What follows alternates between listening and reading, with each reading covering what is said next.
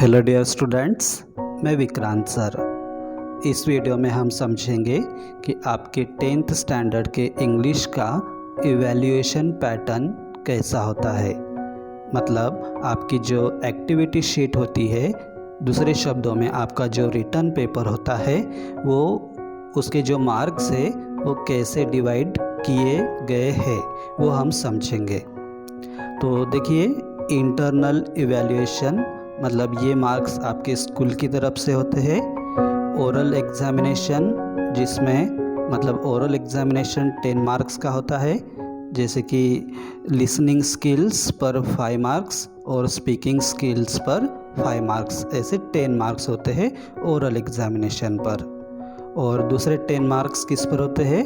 2 assignments दिए जाते हैं आपको, हर एक 5-5 मार्क्स का एक असाइनमेंट, ऐसे 2 असाइनमेंट्स दिए जाते हैं। तो 10 + 10 20 मार्क्स आपके स्कूल की तरफ होते हैं as internal evaluation. Okay, 20 marks हो गए इंटरनल इवैल्यूएशन पर। अभी बचे 80 मार्क्स। तो 80 मार्क्स की जो एक्टिविटी शीट होती है आपकी, वो कैसे होती है वो हम समझेंगे। Section 1 language study. Language study में ग्रामर का पार्ट आता है, ठीक है। और question first a simple activities के लिए होता है, मतलब ग्रामर के सिंपल क्वेश्चंस यहाँ पर आपको दिए जाते हैं सॉल्व करने के लिए, ठीक है। तो हम एक एक रीड करेंगे और मैं आपको समझाते जाऊँगा। Teacher can choose any 5 simple activities from those listed below. यहाँ पर एक्टिविटीज़ की मतलब ग्रामर के अलग अलग प्रकार की लिस्ट दी गई है। इसमें से टीचर किन्हीं 5 प्रकार के क्वेश्चंस आपको दे सकते हैं। Students are expected to attempt any 4 activities. और आपको टीचर आपको 5 एक्टिविटीज़ देंगे पेपर में, और आपको 4 एक्टिविटीज़ आपको कोई भी सॉल्व करनी होती है, और हर एक एक्टिविटी पर होता है 1 मार्क। अब ये क्वेश्चंस कौन कौन से ग्रामर के कौन कौन से लेसन्स पर होते हैं वो देखेंगे। Right 2 compound words of your own. अपने मन से आपको कंपाउंड वर्ड्स लिखने पड़ते हैं 2। Pick out an infinitive, gerund, present participle and use in your own sentence. हो सकता है कि एक सेंटेंस दिया गया हो और उसमें से उस सेंटेंस में इन्फिनेटिव, जेरंड, प्रेजेंट पार्टिसिपल कौन सा है वो आपको निकाल कर लिखना पड़ सकता है। या हो सकता है कि तीनों में से एक दिया हो और उसको आपको सेंटेंस में यूज करना हो। नेक्स्ट है पंक्चुएट द फॉलोइंग। आपको कोटेशन मार्क्स मतलब single inverted comma, double inverted commas, फिर commas, apostrophe, capitalisation, full stop, question mark, exclamation mark, ये सभी पंक्चुएशन मार्क्स यूज करके आपको सेंटेंस को पंक्चुएट करना हो सकता है। Find hidden words from the given word. एक लॉन्ग वर्ड दिया हुआ होता है और उसी वर्ड के लेटर्स लेकर आपको छोटे छोटे वर्ड्स बनाने होते हैं। Make a meaningful sentence by using the given phrase. Phrase क्या होता है? 2 वर्ड्स या 2 से 2-3 वर्ड्स का बना हुआ एक फ्रेज होता है। एक फ्रेज दिया हुआ रहता है और उसको आपको सेंटेंस में यूज करना होता है। Spot the error and rewrite the correct sentence. आपको सेंटेंस में कौन सी एरर है, मतलब कौन सी मिस्टेक है, वो आपको ढूंढनी है और उस सेंटेंस को करेक्ट करना होता है। वो मिस्टेक वर्ब फॉर्म में हो सकती है। वर्ब है, गलत तरीके से यूज किया हुआ रह सकता है। Identify the types of sentence. Sentence के अलग अलग प्रकार आपको पता है, आपको सेंटेंस पढ़कर समझकर आपको उस सेंटेंस का टाइप लिखना होता है। Complete the word chain of nouns, verbs, adjectives. दिया हुआ रहता है क्वेश्चन में कि नाउन्स की वर्ड चेन कंप्लीट करो, वर्ब्स की वर्ड चेन कंप्लीट करो, एडजेक्टिव्स की वर्ड चेन कंप्लीट करो, तीनों में से एक आ सकता है। तो वो आपको पहला अगर नाउन है तो लास्ट लेटर से शुरू होने वाला नाउन ही आपको नाउन की ही सीरीज मतलब चेन कंप्लीट करनी होती है। मिनिमम 4 वर्ड्स लिखने होते हैं आपको। Form present participles, past participles in which the last letter is doubled. आपको एक वर्ब दिया हुआ हो सकता है, उसका प्रेजेंट पार्टिसिपल मतलब ing लगाकर या पास्ट पार्टिसिपल ed लगाकर बनाना होता है। Arrange the following words in alphabetical order. ये बच्चों वाला क्वेश्चन है। आपको दिए हुए वर्ड्स अल्फ़ाबेटिकल ऑर्डर में अरेंज करने होते हैं। तो समझ आया सेक्शन 1 लैंग्वेज स्टडी में सिंपल एक्टिविटीज़ में कौन कौन से क्वेश्चंस आते हैं। Compound words, infinitive gerund present participle, punctuate, find hidden words, make meaningful sentence by using given phrase, spot the error, types of sentence, word chain of nouns, verbs, adjectives, present participles, past participles और alphabetical order पर questions आते हैं। अब देखिए question 1A 1 की simple activities थी। अब question 1A 2 वही ग्रामर का ही पार्ट है, लेकिन सिंपल एक्टिविटीज से थोड़ा ये ज़्यादा डिफ़िकल्ट होता है, मिडल लेवल का होता है। तो इसमें 4 मार्क्स कैसे होते हैं अभी देखिए। फर्स्ट में कितने थे, 4 मार्क्स थे। अभी सेकंड में मिडल लेवल एक्टिविटीज़ पर भी 4 मार्क्स है। यहाँ पर देखिए teacher can choose any 3 medium level activities from those listed below. यहाँ पर भी लिस्ट दी गई है। कोई भी आउट ऑफ सिलेबस कोई भी क्वेश्चन नहीं आएगा। जो भी आपको ग्रामर के लेसन्स प्रिपेयर करने हैं वो ऑलरेडी दिए गए हैं, वही आपको प्रिपेयर करना है, उन्हीं पर क्वेश्चंस आएंगे। तो देखिए इनमें से 3 एक्टिविटीज़ पर क्वेश्चन टीचर आपको देंगे पेपर में, बोर्ड के पेपर में या स्कूल के भी पेपर में। Students are expected to attempt any 2 activities. 3 में से आपको 2 सॉल्व करना है और हर एक एक्टिविटी पर 2 मार्क्स, ऐसे 4 मार्क्स आपको मिडल लेवल एक्टिविटीज़ पर दिए जाते हैं। तो ये क्वेश्चंस किस प्रकार आते हैं देखिए। Make sentences of your own to show difference of the homographs, homonyms in meanings. अभी देखिए होमोग्राफ मतलब क्या होता है। होमोग्राफ मतलब ऐसे वर्ड्स जिनकी स्पेलिंग और प्रोनाउंसिएशन सेम है, लेकिन उनके मीनिंग्स अलग अलग है। फॉर एग्जांपल बैट देखिए, BAT बैट, इसका मतलब पीस ऑफ स्पोर्टिंग इक्विपमेंट जिससे हम क्रिकेट खेलते हैं वो, और बैट मतलब एक बर्ड है। तो इनका 2 बैट के 2 मीनिंग्स होने चाहिए, ऐसे 2 सेंटेंसेस आपको बनाने होते हैं। या होमोफोन मतलब स्पेलिंग्स डिफरेंट, प्रोनाउंसिएशन सेम, लेकिन मीनिंग अलग। अब देखिए ये भी पीस है, PEACE पीस, PIECE पीस।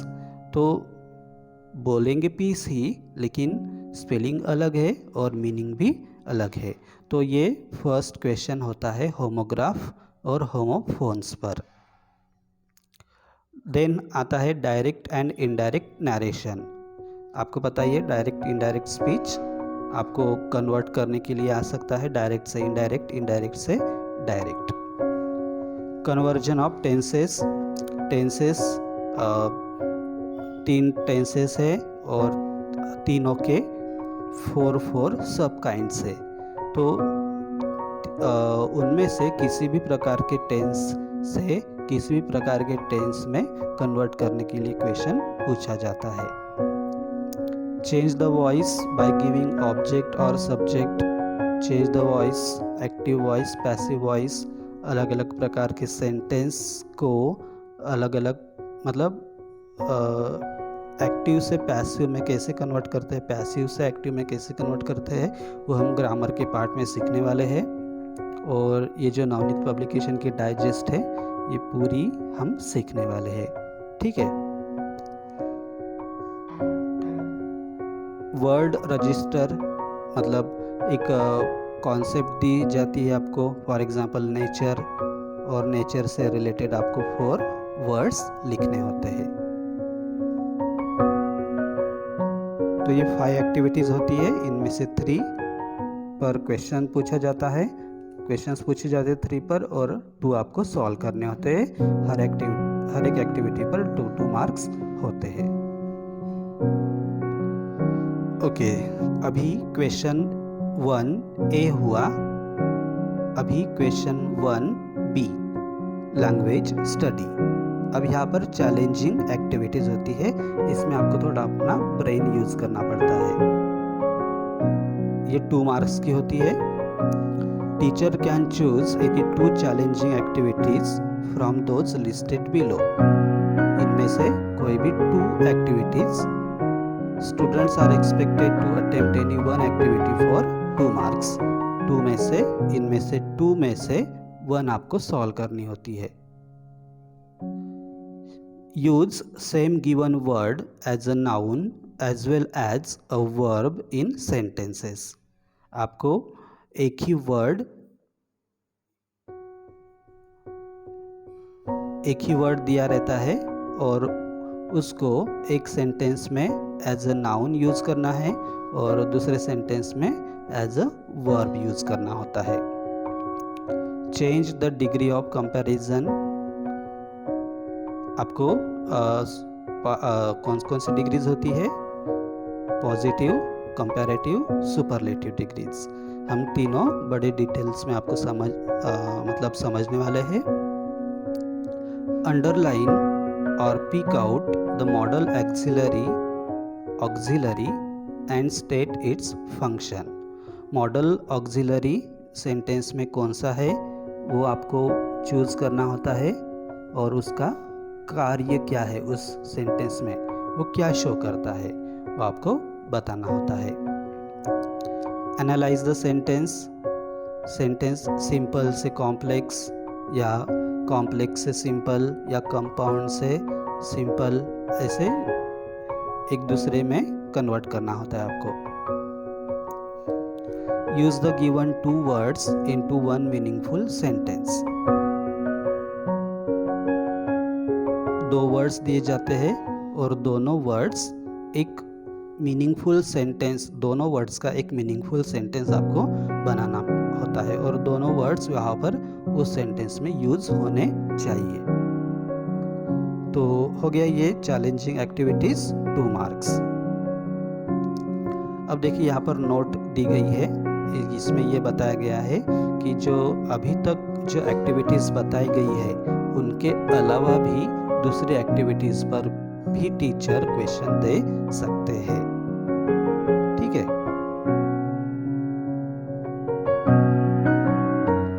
लेकिन ज़्यादातर जो एक्टिविटीज अभी बताई गई है उन पर ही ज़्यादा क्वेश्चंस आएंगे। 1-2 मार्क्स के लिए हो सकता है कि टीचर बाहर से क्वेश्चन दे सके। अब हम समझेंगे सेक्शन 2। एक्टिविटी शीट का सेक्शन 2 होता है टेक्सचुअल पैसेजेस। मतलब आपके टेक्स्ट बुक में जो पैसेजेस है, लेसन्स है, उनमें से एक पैसेज आपको दिया जाता है, मतलब 2 पैसेजेस दिए जाते हैं। तो वो होता है क्वेश्चन 2A और B। ए में भी ये सेम क्वेश्चंस होते हैं, बी में भी ये सेम तरह के क्वेश्चंस होते हैं और हर एक क्वेश्चन 2-2 मार्क्स का होता है। तो देखिए A1 और B1, मतलब कंफ्यूज मत होइए, ऐसे समझिए कि ये क्वेश्चन 2A है, ठीक है, और बाद में आप समझना कि B भी वैसा ही है। तो A1 होता है simple factual activity. Simple factual activity में ऐसे क्वेश्चंस पूछे जाते हैं जिनका आंसर डायरेक्ट पैसेज में अवेलेबल है, 2 मार्क्स के लिए। कॉम्प्लेक्स फैक्चुअल एक्टिविटी, ये भी इनके भी इस तरह के क्वेश्चन के भी आंसर्स पैसेज में होते हैं, लेकिन आपको थोड़ा ब्रेन यूज़ करना पड़ता है वो ढूंढने के लिए, वो आंसर बनाने के लिए। A3 होता है activity based on vocabulary, words पर, एंटोनिम्स, सिनोनिम्स, कलोकेशन वगैरह वर्ड्स पर आधारित क्वेश्चन के लिए 2 मार्क्स। Then activity based on contextual grammar, मतलब जो पैसेज होता है उसी में से सेंटेंस आते हैं और उन्हीं पर active voice, passive voice, complex मतलब complex sentences, simple sentences, compound sentences, passages के सेंटेंस पर ही वो ग्रामर के क्वेश्चंस होते हैं। उसके बाद होता है activity based on personal response, expression, creation and imagination. Personal response मतलब एक सिचुएशन दी हुई होती है पैसेज से रिलेटेड, और उस सिचुएशन में आपका रिस्पॉन्स क्या होगा, आप कैसे एक्सप्रेस करोगे, क्या कैसा बिहेव करोगे, आपको कुछ क्रिएट करना पड़ता है आंसर खुद के मन से इमेजिन करके, मतलब ये पर्सनल टाइप का क्वेश्चन होता है। ठीक है, देखिए कितने हो गए। Simple factual activity 2 marks, complex factual activity 2 marks, vocabulary 2 marks, grammar 2 marks और पर्सनल रिस्पॉन्स 2 मार्क्स। ऐसे पैसेज पर 10 मार्क्स होते हैं। मतलब एक पैसेज पर ऐसा ही और एक पैसेज होता है, उस पर भी 10 मार्क्स होते हैं, सेम तरह के क्वेश्चंस।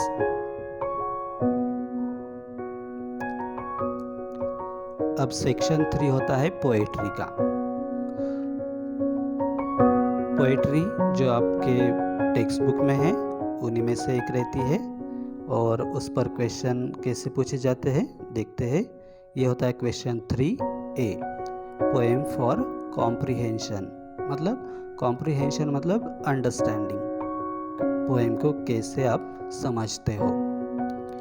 इसमें होता है simple factual activity 2 marks, complex factual activity 2 marks, activity based on poetic device. Poetic device मतलब फिगर्स ऑफ स्पीच, ओके, उस पर आता है 1 मार्क का क्वेश्चन। फिर पोएम पर ही आधारित ये क्वेश्चन होता है, आपको लिखना पड़ता है appreciation of poem. Appreciation in points के आधार पर लिखना पड़ता है। Students should write an appreciation of the given poem with the help of given points in paragraph format. Title, poet, rhyme scheme, figures of speech, theme, central idea. Central idea या theme 2-3 lines में आपको explain करना होता है। ये हम सब सीखने वाले हैं, ठीक है, ये हम पूरी बुक ही सीखने वाले हैं। नवनीत पब्लिकेशन की ये डाइजेस्ट है, और मेरे पास स्पेशली 10th स्टैंडर्ड की ग्रामर की बुक है और राइटिंग स्किल्स की भी बुक है, वो हम पूरी समझने वाले हैं, ठीक है, जिससे आपको ट्यूशन की ज़रूरत नहीं पड़ेगी और आप ऑनलाइन घर बैठे बैठे मोबाइल के द्वारा सीख सकते हैं। उसकी कुछ फीस होगी, ठीक है। उसमें क्या होगा, इस डाइजेस्ट में जो भी लेसन्स है वो पूरा का पूरा हिंदी में, मतलब जो भी डिफ़िकल्ट वर्ड्स है उनके मीनिंग्स मैं आपको हिंदी में बताऊंगा। जो लाइन्स है, सेंटेंसेस है, उनको मैं ट्रांसलेट करके दिखाऊंगा, रीडिंग करके दिखाऊंगा, ताकि आप सुनकर आंसर याद कर सके, मतलब आंसर याद रख सके। और ग्रामर और राइटिंग स्किल्स भी हम अच्छे से सीखने वाले हैं, ठीक है। तो देखिए सेक्शन 4 होता है non textual passages. Non textual मतलब टेक्स्ट बुक के बाहर का। Non textual passage for comprehension.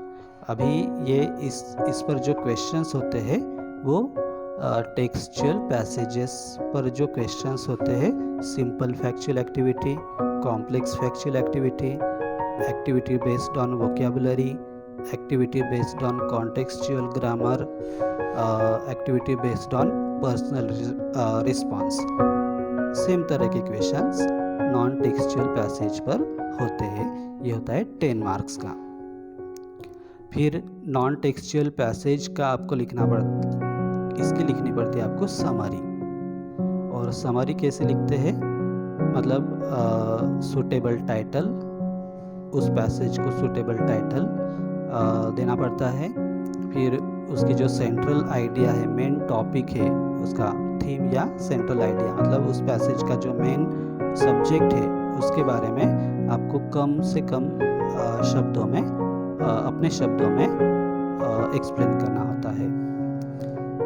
Central idea, theme अगर आप सही से एक्सप्रेस करते हो 2 marks. Use of appropriate language, language अगर ग्रामेटिकली करेक्ट है, सही वर्ड्स का इस्तेमाल किया गया है, तो आपको 2 मार्क्स मिलेंगे। ऐसे उसकी डिवीजन ऑफ मार्क्स होता है।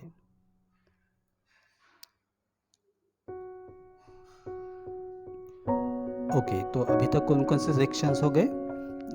Language study section 1, textual passages section 2, poetry section 3 और नॉन टेक्सचुअल पैसेजेस सेक्शन 4। अभी हम चलते सेक्शन 5 की तरफ। सेक्शन 5 होता है राइटिंग स्किल्स पर। Question 5, letter writing. इसमें लेटर लिखना पड़ता है आपको और उसकी मार्किंग स्कीम कैसी होती है? फॉर्मल लेटर के लिए sender's address and date half mark, recipient's address half mark, subject half mark, main body 2 marks, subscription या क्लोजिंग हाफ मार्क, और पूरे लेटर में आप ग्रामर कितना करेक्ट यूज करते हैं उस पर 1 मार्क। ये हो गई फॉर्मल लेटर की मार्किंग स्कीम। अब इनफॉर्मल लेटर की मार्किंग स्कीम कैसी होती है वो हम समझेंगे। फॉर्मल लेटर कैसे लिखते हैं, इनफॉर्मल लेटर कैसे लिखते हैं, वो हम समझने वाले डिटेल्स में, ठीक है। अभी देखिए इनफॉर्मल लेटर में marking scheme, sender's address and date half mark, salutation half mark, main body 2.5 marks, closing half mark, grammar 1 mark, ठीक है। तो ये लेटर राइटिंग की हो गई। दोनों में से एक लिखना पड़ता है आपको, आपकी चॉइस।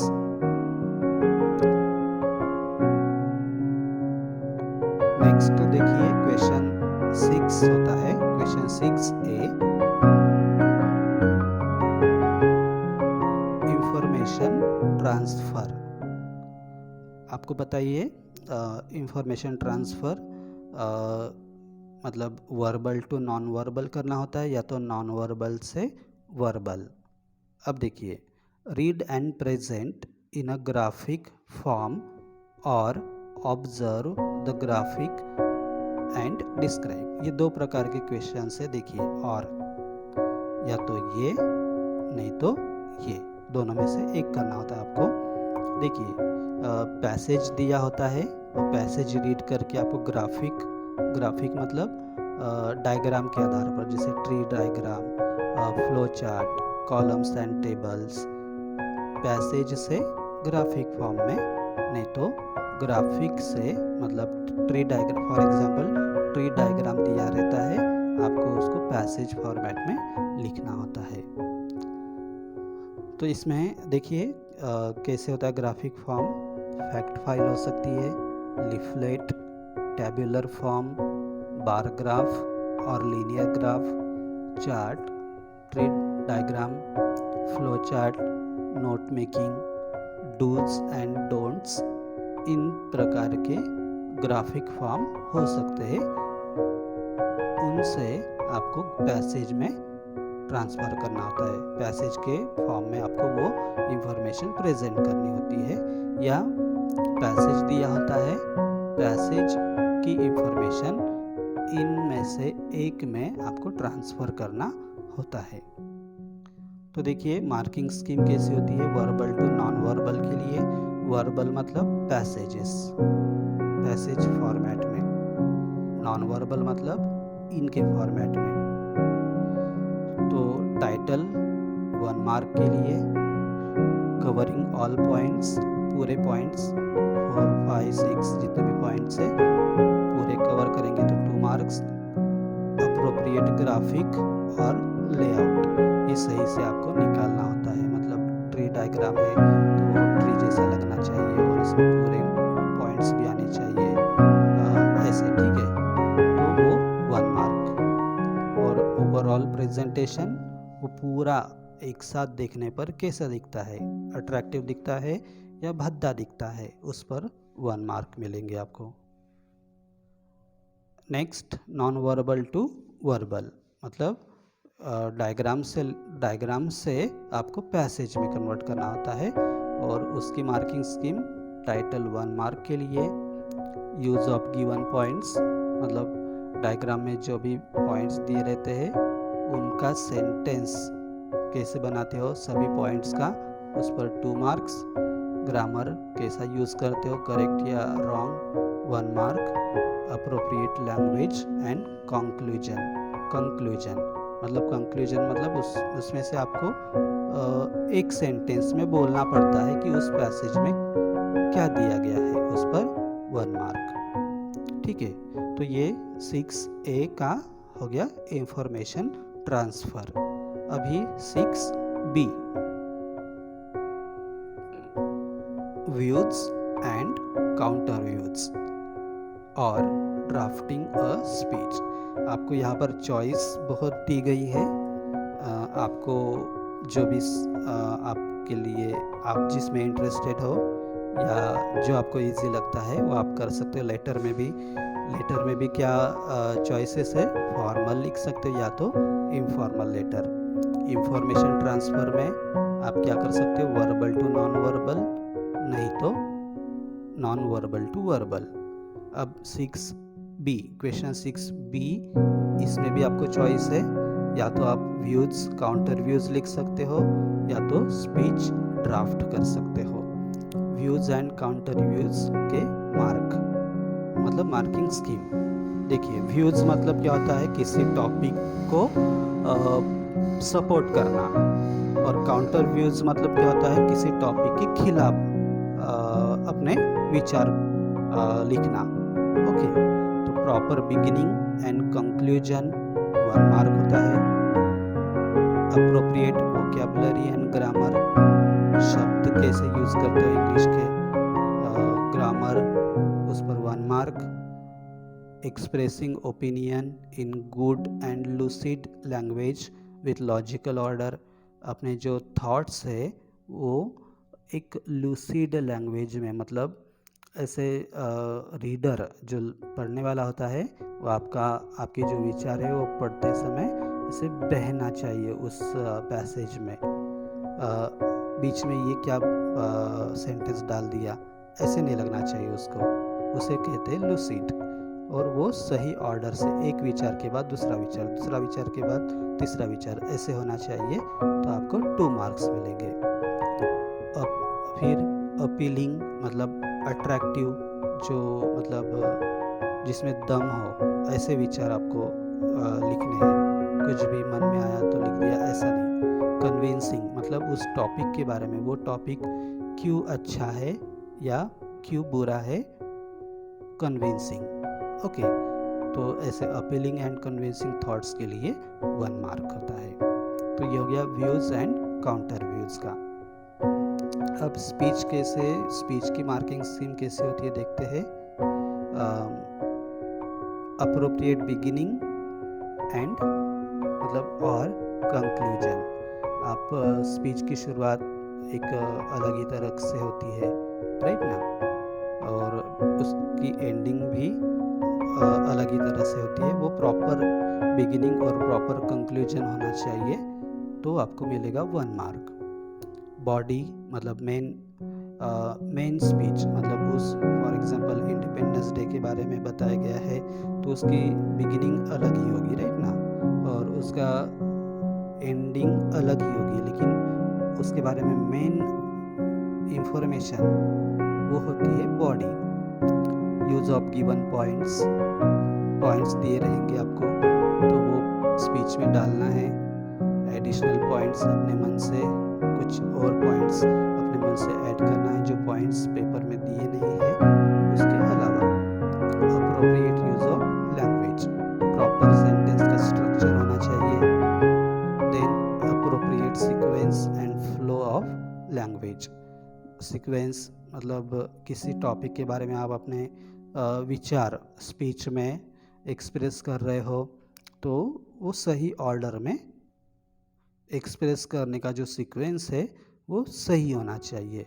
फ्लो ऑफ लैंग्वेज मतलब स्पीच सुनने वाले लोगों को ऐसे एक फ्लो लगना चाहिए, बीच में क्या बोल दिया ऐसा नहीं लगना चाहिए, तो उस पर 1 mark. Use of appropriate grammatical structure, grammar पर 1 मार्क। ठीक है, ये हो गया क्वेश्चन 6B।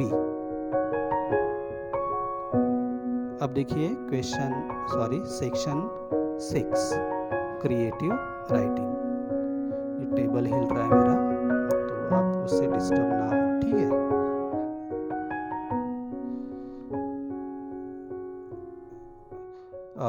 क्रिएटिव राइटिंग मतलब आपको इमेजिन करके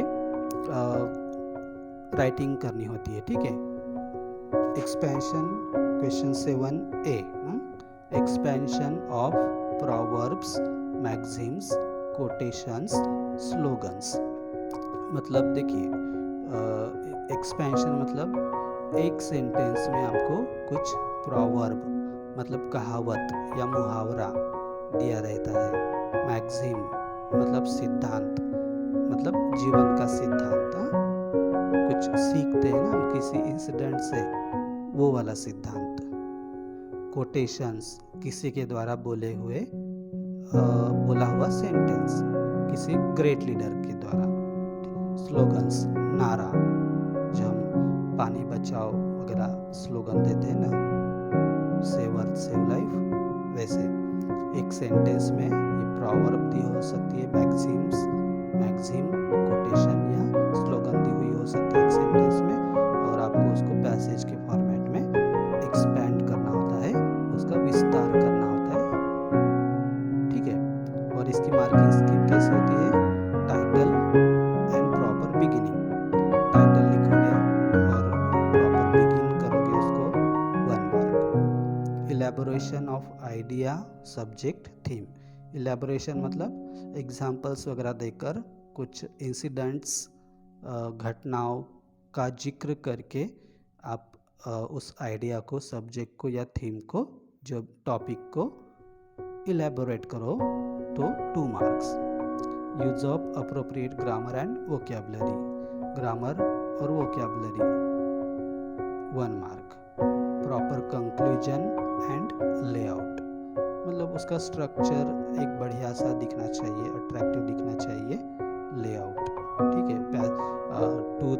पूरा का पूरा एक ही पैसेज स्टार्टिंग से लेकर एंडिंग तक एक ही पैसेज में लिखने के बजाय आप पैसेजेस अलग अलग न्यू पॉइंट के लिए न्यू पैसेज आप बनाकर लिखना है, ठीक है, तो उसके लिए 1 मार्क। अब देखिए इसको भी चॉइस है आपको, हाँ। अगर आप ये क्वेश्चन नहीं सॉल्व करना चाहते, मतलब expansion of proverb, maxim, quotation, slogan, ये वाला क्वेश्चन सॉल्व नहीं करना चाहते, तो आपको इसमें ऑप्शन के रूप में क्या है, न्यूज़ रिपोर्ट है, ठीक है। देखिए news report based on the given headline दी जाती है और उसको आपको एक्सपेंड करना होता है। उसमें क्या क्या करना होता है आपको, टाइटल, हेडलाइन या डेटलाइन, मतलब तीनों देने पड़ते हैं। टाइटल देना पड़ता है, हेडलाइन वही की हो गया, डेटलाइन। न्यूज़पेपर में आपने देखा ना, डेट लिखी रहती न्यूज़ में, ठीक है, उस पर 1 mark. Logical sequence of events, event मतलब कोई भी जो भी न्यूज़ होती है वो किसी इवेंट की होती है, किसी फ्लड के बारे में या किसी स्कूल में कोई प्रोग्राम हुआ उसके बारे में न्यूज़ होती है, ठीक है। तो इवेंट्स का सही ऑर्डर उस न्यूज़ में आना चाहिए। Use of appropriate grammar and vocabulary, grammar और वोकैबुलरी के लिए 1 मार्क। कंक्लूजन एंड लेआउट, वो न्यूज़ जैसी दिखनी चाहिए, ठीक है। लेआउट मतलब उसका स्ट्रक्चर, और कंक्लूजन लास्ट में। तो इससे इससे 5 मार्क्स, ठीक है। मतलब मैं ये बोलने वाला था कि आप न्यूज़पेपर वगैरह रीड करो, न्यूज़ वगैरह रीड करो, इंग्लिश न्यूज़पेपर की आपको आइडिया आ जाएगी, लेकिन वो उतना करने की ज़रूरत नहीं है आपको। हम सीखने वाले हैं राइटिंग स्किल्स की बुक है मेरे पास, उसमें से, ठीक है। अब ये देखो, ये ऑप्शन नहीं है, ये आपको कंपलसरी है, ठीक है। क्वेश्चन 7B में डेवलपिंग अ स्टोरी आपको डेवलप करना होता है, और नैरेटिंग एन एक्सपीरियंस, या तो खुद का एक्सपीरियंस, या मतलब स्टोरी नहीं तो एक्सपीरियंस, दोनों में से एक पर क्वेश्चन आएगा। जैसे कि अभी मतलब बिगिनिंग या एंड दिया रहता है, मतलब उस स्टोरी का या उस एक्सपीरियंस का स्टार्टिंग दिया रहता है एक दो सेंटेंसेस में, या तो एंडिंग दिया रहता है। स्टार्टिंग दिया गया तो उसकी आगे की स्टोरी, अगर एंडिंग दिया गया है तो उसकी पहले की स्टोरी आपको अपने मन से लिखनी पड़ती है, स्टोरी या खुद का एक्सपीरियंस लिखना पड़ता है, ठीक है। तो देखिए उसकी मार्किंग स्कीम होती है, title and proper beginning 1 mark, elaboration of the idea subject theme 2 marks, use of appropriate grammar and vocabulary 1 mark, proper conclusion and layout 1 mark। तो ऐसे हो गए आपके 80 मार्क्स, ठीक है। आप काउंट कर लेना, 80 मार्क्स बनते हैं, ठीक है। तो राइटिंग स्किल्स में क्या क्या है? लेटर राइटिंग, फॉर्मल या informal, then information transfer, verbal to non verbal या non verbal to verbal, then views and counter views, या तो ड्राफ्टिंग और स्पीच। बाद में क्रिएटिव राइटिंग में क्या आता है? Expansion of proverbs, maxims, quotations या स्लोगन्स। इसको चॉइस होती है न्यूज़ रिपोर्ट की। और लास्ट क्वेश्चन होता है डेवलपिंग अ स्टोरी और नैरेटिंग एन एक्सपीरियंस, ठीक है। ये होता है आपका 80 मार्क्स का रिटन पेपर। ये नवनीत पब्लिकेशन की डाइजेस्ट है इंग्लिश की। इसमें लेसन की समरी दी गई है, और जितने भी टेक्स्ट बुक में जितने भी एक्टिविटीज़ दी है, क्वेश्चंस दिए गए हैं, उनके आंसर्स दिए गए हैं। हर एक क्वेश्चन और हर एक आंसर का मीनिंग हम समझेंगे। मैं रीड करूँगा, आप सुनेंगे, तो आपको वो आंसर याद रहेगा। वर्ड्स की स्पेलिंग्स लर्न करेंगे, ताकि मतलब वर्ड्स की स्पेलिंग भी लर्न करेंगे, मीनिंग भी लर्न करेंगे, ताकि आप अपने मन से आंसर्स लिखोगे तो आपके पास वर्ड्स की कमी ना आए, ठीक है। तो ऐसे हम इंग्लिश की पढ़ाई करने वाले हैं, ठीक है।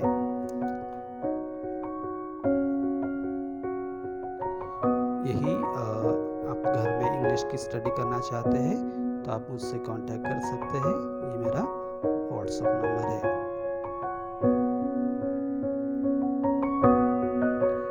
घर में पढ़ाई करोगे इंग्लिश की तो मतलब आपका ट्यूशन आने जाने का टाइम बचेगा, और घर में ही बहुत अच्छे से पढ़ाई आपकी इंग्लिश की हो जाएगी, ठीक है। ठीक है, चलो इस वीडियो को एंड करते हैं। आपके 10th की एग्ज़ाम के लिए बेस्ट विशेस।